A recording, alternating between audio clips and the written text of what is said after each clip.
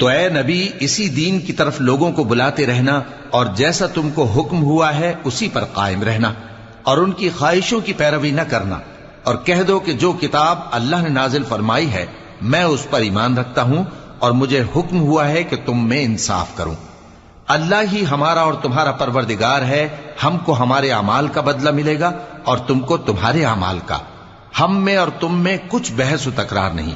اللہ ہم سب کو اکٹھا کرے گا اور اسی کی طرف لوٹ کر جانا ہے۔ اور جو لوگ اللہ کے بارے میں بعد اس کے کہ اسے مومنوں نے مان لیا ہو جھگڑتے ہیں، ان کے پروردگار کے نزدیک ان کا جھگڑا باطل ہے اور ان پر اللہ کا غضب ہے اور ان کے لیے سخت عذاب ہے۔ اللہ ہی تو ہے جس نے سچائی کے ساتھ یہ کتاب نازل کی اور عدل و انصاف کی ترازو بھی،